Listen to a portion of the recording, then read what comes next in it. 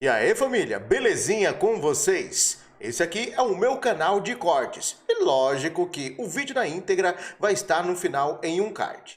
Então, vamos lá pro conteúdo. Não posso começar esse vídeo aqui sem citar uma das mais célebres, ou acho que até a maior de todas. O ocorrido de 2019, quando a escola de samba Gaviões da Fiel decidiu profanar o nome de Jesus. Durante o desfile da Gaviões da Fiel, a comissão de frente da escola apresentou uma representação de demônios lutando contra Deus, simbolizados pela figura de Jesus, o que gerou uma grande indignação por parte de espectadores cristãos.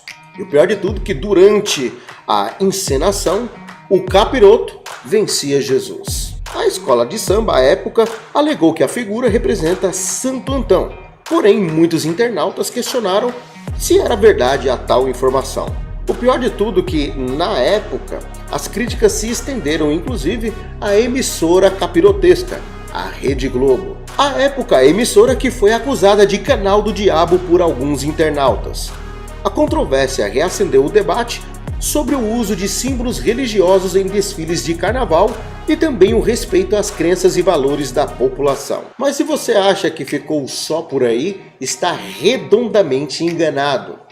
Na época, nós vimos aí que o Brasil e o mundo acabou entrando em uma situação muito complicada, a coronga chinesa. No ano de 2020, no mês de outubro, aconteceu um fato, digamos que inédito. O caso, que foi a justiça, acabou tendo uma reviravolta. A juíza Camila Rodrigues Borges de Azevedo, da 19ª Vara Civil do Foro Central Civil de São Paulo, julgou improcedente a ação civil pública movida pela Liga Cristã Mundial contra Gaviões da Fiel, onde pedia 5 milhões de reais de indenização por danos morais por blasfêmia. E lógico que em sua decisão, à época, a juíza declarou que o Brasil é um país laico e ressaltou: o carnaval e suas representações são de fato uma expressão artística e cultural, independentemente da valorização positiva ou negativa de cada um que faça de acordo com suas individualidades. Ela também citou o caso do escritor José Saramago, ganhador do Nobel da Literatura e do Prêmio Camões da Língua Portuguesa, a qual era considerado o autor de obras anticatólicas e chegou a ser excomungado. No episódio, percebe-se claramente que nem sempre a arte e os seus gênios estão a serviço do que se convencionou como certo, possível, aceito e admissível. Ou seja, como deu em pizza, a coisa continuou. Todo mundo sabe que desde então o Brasil ficou sem o carnaval. Mas agora, 2023, teve o retorno da festa da carne. E lógico que para começar com chave de ouro, já vem algumas pataquadas. E vamos começar pela emissora do Satanás, a rede esgoto de TV, o site da Globo, afronta a fé cristã e faz paródia com versículos bíblicos. E ainda tem idiotas que fazem questão de cooperarem inclusive com aquela novela e diz que são conservadores, cristãos, site gospel, canais de denúncia. É mole uma dessa? O Instagram do site de entretenimento das organizações Globo, o G-Show, profanou um famoso versículo bíblico e, sem qualquer parcimônia, afrontou a fé cristã, fazendo uma paródia literária e desvirtuando o sentido original da Bíblia. A imagem seria nada menos do que uma foto da Paola de Oliveira, seminua, com o seguinte texto: eu e a minha casa serviremos a Paola de Oliveira, rainha perfeita.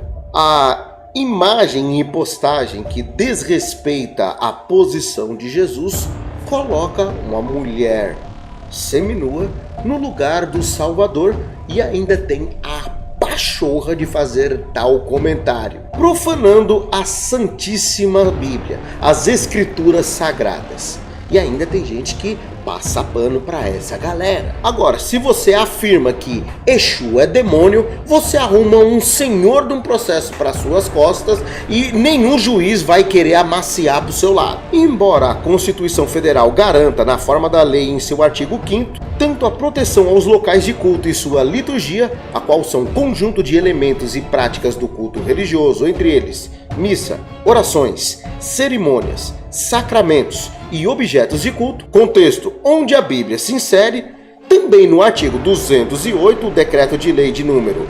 2.848 de 7 de dezembro de 1940, o Código Penal brasileiro prevê que vilipendiar publicamente o ato ou objeto de culto pode acarretar em detenção de 1 mês a 1 ano ou multa. Mas aí vem aquela questão. O problema não é infringir a lei, o problema é quem faz. Se for alguém da lacração, pode fazer que não dá problema algum. Agora, se um conservador achar ruim alguma coisa que seja da religião deles, segura que o chicote estrala. E já que nós tocamos aí no desfile da Salgueiro, vamos aprofundar um pouquinho nesse assunto. Particularmente, eu acredito que exista aí uma espécie de disputa entre eles para ver quem profana mais, quem chama mais atenção com alguma polêmica, porque não existe explicação para isso. A Salgueiro, além de estar vinculada a esta polêmica aí que eu acabei de mostrar, tem outra pior ainda. Há acadêmicos do Salgueiro que desfilou no primeiro dia do Grupo Especial do Rio de Janeiro.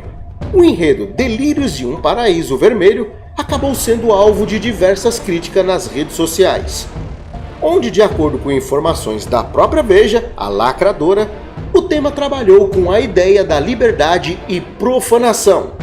Carros alegóricos traziam elementos bíblicos como maçã, céu, inferno, cobra e o próprio tinhoso, o demônio, o capiroto. E lógico que para completar a polêmica e a lacração, não poderia faltar aquela pitada política na artimanha. A escola também trouxe a ala Todes a bordo. Aí, se você for questionar se essa questão do todes e a linguagem neutra, ela é do diabo, aí você arruma pra sua cabeça. Você não pode falar que isso é do cramunhão, não. Tem que ficar caladinho. Inclusive, se você for na escola e falar, eu não quero que meu filho aprenda isso porque estava junto com as coisas do diabo, meu irmão, tu arruma um senhor de um processo. E é perigoso até perder a guarda dos teus filhos.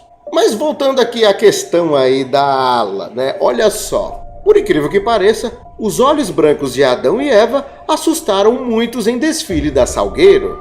Lógico que em seu abre-alas, dividido em 3 partes acopladas, a história de Adão e Eva foi introduzida na narrativa. Do primeiro ao terceiro chassis estava o Éden, os seres vivos da natureza e o casal bíblico.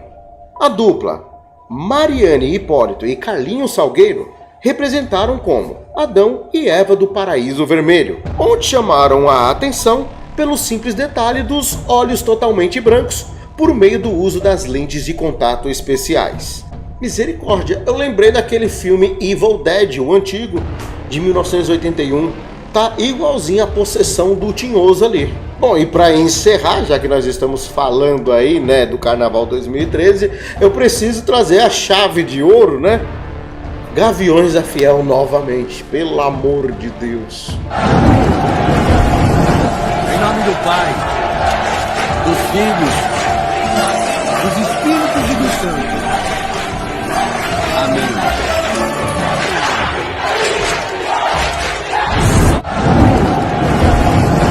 Em nome do Pai, dos Filhos, dos Espíritos e dos Santos.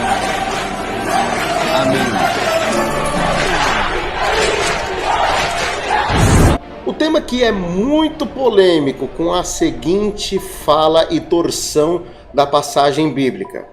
Em nome do Pai, do Filho e dos Espíritos e dos Santos, a qual eu repudio veementemente pela profanação do símbolo cristão que seria a Trindade Santa. Por incrível que pareça, teve também até uma cantora gospel que decidiu externar sua opinião. A cantora Sara Farias publicou em suas redes sociais uma nota de repúdio ao desfile da escola de samba Gaviões da Fiel, a qual levou a mistura de religiões para o sambódromo do AMB em São Paulo.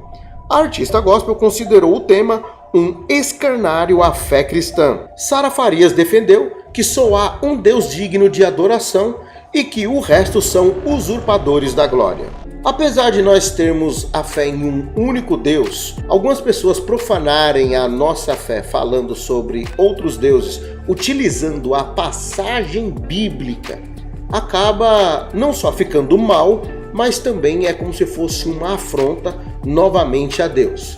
Vendo que aquilo que aconteceu lá em 2019 acabou não tendo nenhum efeito. Aí eles acham que podem tudo e que se cair em um processo novamente, lógico que eles estão felizes com a impunidade.